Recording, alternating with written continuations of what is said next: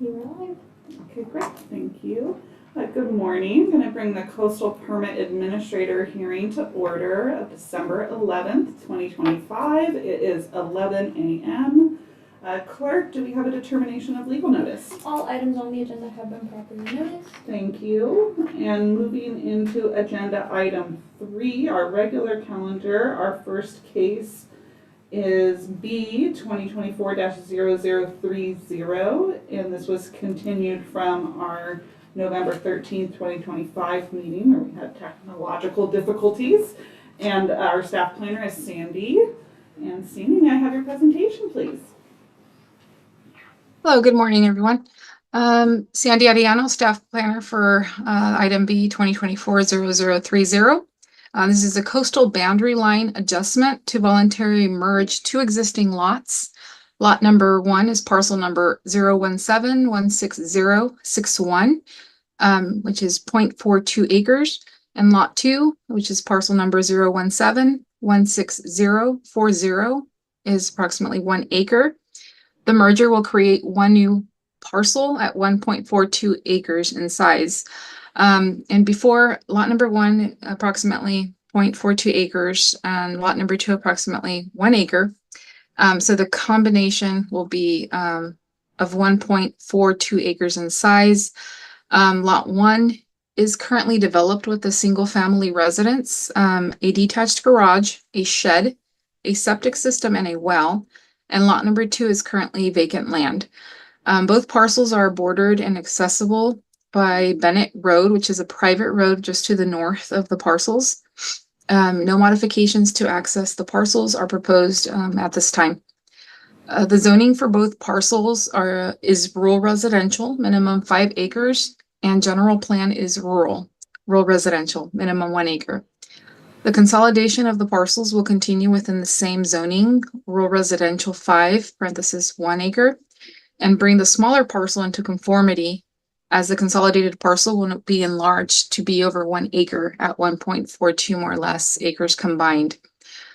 Though the parcels are within the coastal zone, a boundary line adjustment to eliminate the separating boundary line between the two parcels is not subject to create a risk or environmental impacts such as ground disturbance, creating vegetation removal, or construction. Staff finds the proposed development, if completed in compliance with the conditions of approval, will not have any significant or adverse impacts on the environment within the meaning of the California Environmental Equality Act. The project is categorically exempt from further review per section 15305A. For minor lot line adjustments. The voluntary merging of the two parcels as proposed is a minor alteration in land use limitations and is consistent with current zoning and development regulations. Therefore, staff recommends approval with the noted conditions. Thank you. Thank you, I'm Sandy. available for any questions. Thank you. And now we'll look to see if we have a representative of the application. You can indicate so by using the raised hand feature. I'm seeing no hands raised and no individuals in the room. So then I will go ahead and open the public hearing and see if we have any members of the public who wish to speak on this item. Again, you can indicate so by using the raised hand feature. And I'm seeing no hands raised, so I'll bring it back to the Coastal Permit Administrator. And thank you, staff. I reviewed the staff report and the findings and conditions of approval. And I will approve this project subject to the findings and conditions per the staff report. Thank you. Thank you. Okay, and moving to our second item, case B 2025-0021, also continued from our November 13th, 2025 agenda. And we have staff planner Russ Ford. Good morning. Thank you, Russ Ford, planning staff. So this is a coastal development boundary line adjustment to transfer approximately 2 acres between two lots. The property is located in the coastal zone about 1 mile northeast of the community of Casper on the north side of Holquist Lane at 32,340 and 32,350 Holquist Lane in Fort Bragg. Both parcels are currently zoned rural residential 5. There are 2 existing single-family residences, one on each parcel. The adjustment will result in those both being on the same parcel, which means that one of them will have to be classified as an accessory dwelling unit. Consistent with the coastal code, staff is recommending condition 9, which requires the execution of a deed restriction prohibiting the use of any dwelling on lot 1 for use as a short-term rental, because it will have both of the dwelling units. Other than that, the second lot will remain vacant. They're consistent with lot size and zoning regulations. And no comments were received from agency referrals, so staff is recommending approval for conditions in the staff report. Excellent, thank you. So again, I'll look to see if we have a representative of the application available that wants to speak on this item. And you can indicate so by using the raised hand. And I'm seeing no hands raised and no individuals in the room. So then I will go ahead and open the public hearing and see if we have any members of the public who wish to speak on this item. And you can again indicate so by using the raised hand feature. And I'm seeing no hands raised at this time. So then I will bring it back to the Coastal Permit Administrator again, and thank you to staff for the staff report. I have reviewed it, and the only item that I think I want to do is underneath the conditions of approval, because I just didn't see some of our standard BLA conditions there. So I just want to add that the standard conditions from the subdivision committee are applicable to this as well.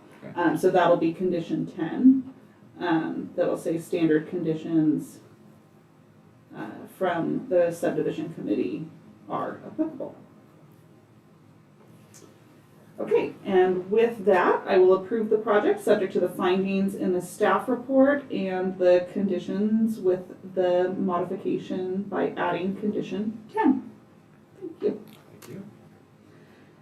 Okay, and our third item on the agenda today, we have case CDP 2025-0001 for owner applicant Keith Shillington, and our staff planner is Russ Ford. All right, good morning again. Thank you, Russ Ford, planning staff.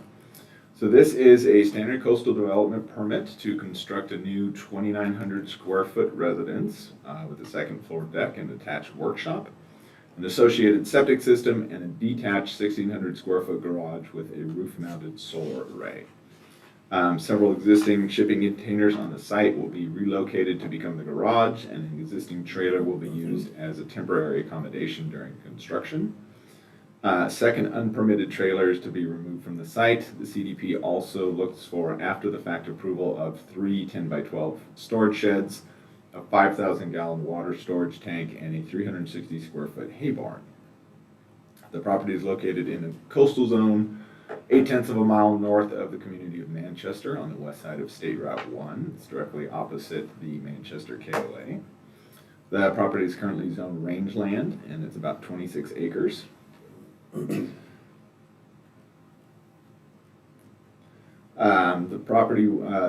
project was referred out for comments back in January, and there were several comments that came in from transportation, which resulted in additional conditions for work occurring within the county right-of-way. CDFW staff responded with recommended conditions, including incorporation of the biological reports avoidance and minimization measures, which have been incorporated as conditions 12 and 13. Coastal Commission staff responded with a couple of requests for information and concerns about previous major vegetation removal that had appeared on the site. So staff reached out to the property owners and had them complete a major vegetation removal form, and subsequently determined that a lot of the trees were knocked down during previous winter storms. Some were removed after the county's emergency ordinance number 4531, which allows for the removal of dead, diseased, or hazardous trees after self-certification by the property owner. The subject parcel otherwise is conforming with zoning. The development is within the requirements of setbacks and height, and just looking if there's any other concerns. Because it is rangeland, there are findings required from agricultural land impacts per section 25.32100, and the project is able to meet those requirements. So staff is recommending approval of the project per the conditions of approval and the findings in the staff report. Great, thank you. And let's look to see if we have any representatives of the application that wish to speak representing the application. Oh, and we have a hand raised. We have Martin Brewer. Please go ahead and unmute and state your name for the record and any comments you may have. Morning, everyone. Martin Brewer here. I'm with Russ & Associates. We are the architects on the project. And I just wanted to let everyone know that we're here in case there are any questions. And thank you for your report, Russ. And I think Keith, the owner, is online too, just in case. Okay. Thank you. Thank you so much for being here. So with that, then I'll go ahead and open the public hearing and see if we have any members of the public that wish to speak on this item. And I am seeing no hands raised, so I'll go ahead and close the public hearing, bring it back to the Coastal Permit Administrator.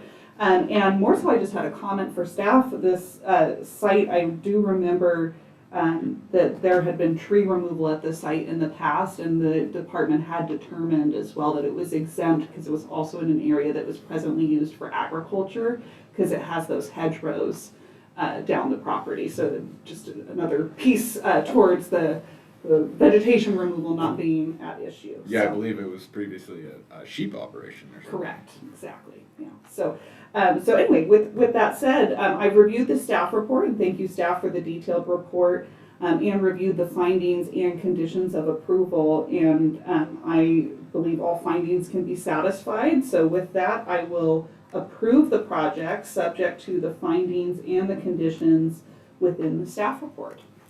Thank you. And thank you. Okay, and moving to our last item on the agenda, we have case CDP 2025-0005 for Stephen and Judith Abbott, and our staff planner is Shelby Miller. Please Thank go ahead. you. All right, thank you. Good morning, Coastal Permit Administrator, Project Planner, Shelby Miller here. The project is located in the coastal zone, approximately 3 miles south of the Fort Bragg City Center, approximately 1,800 feet west of the intersection of Sunset Way and Ocean Drive, located at 34501 Sunset Way in Fort Bragg. The assessor's parcel number is 017060013. The project request includes a standard coastal development permit to construct a driveway, a 2,504 square foot single family residence with a approximately 1,000 square foot garage, a 6 foot wooden fence at the southern property line, install a septic system, a culvert for the drainage at the driveway approach, and install a temporary travel trailer for construction support. The project is located within the rural residential land use classification and zoning district.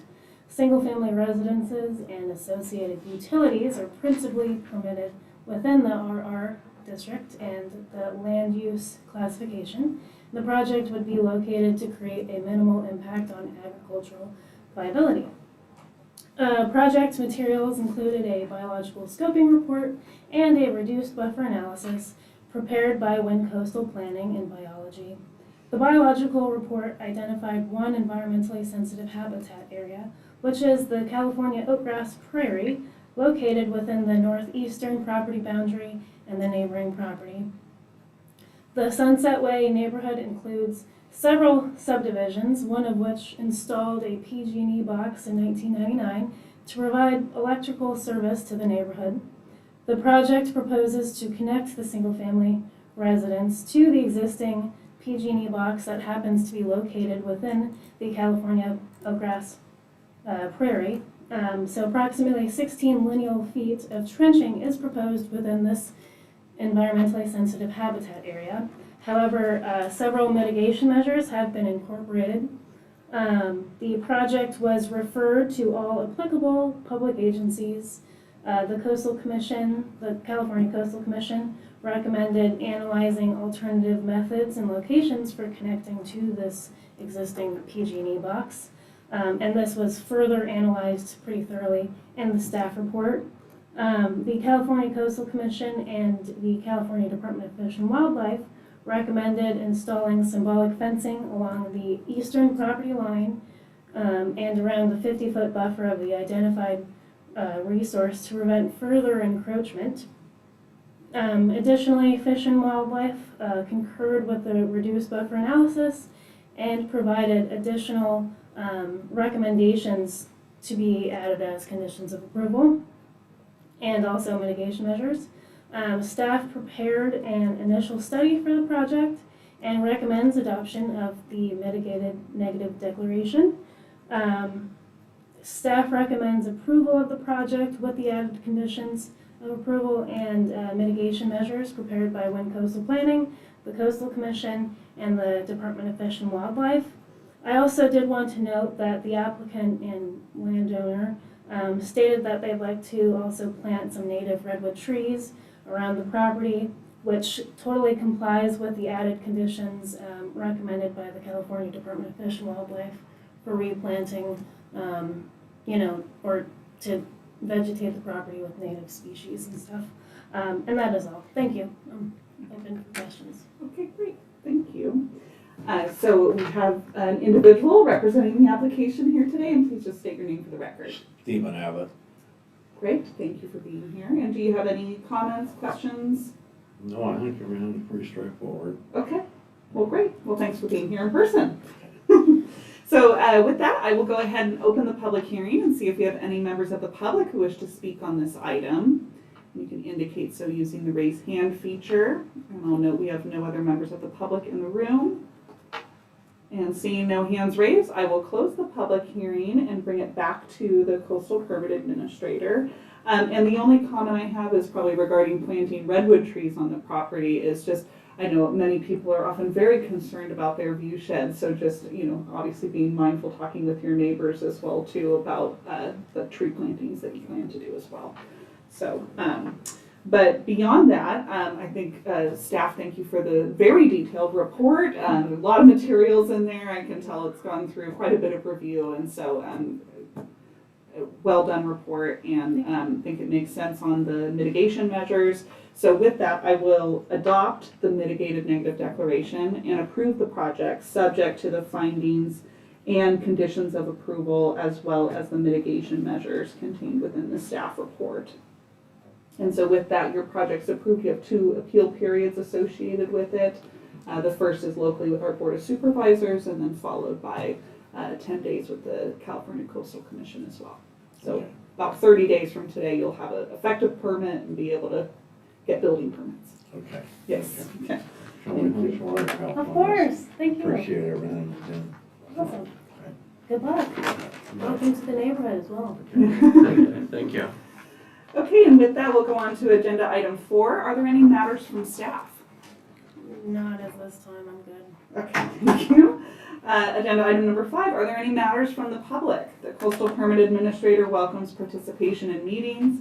This item is limited to matters under the jurisdiction of the Coastal Permit Administrator, which are not on the posted agenda, and items which have not already been considered by the Coastal Permit Administrator. No action will be taken. If we have any members of the public who wish to speak under this item, please use the raised hand feature. And seeing no hands raised, then I will adjourn the meeting at 11:19 a.m. Thank you. Sweet. Okay. Oh, sorry about that.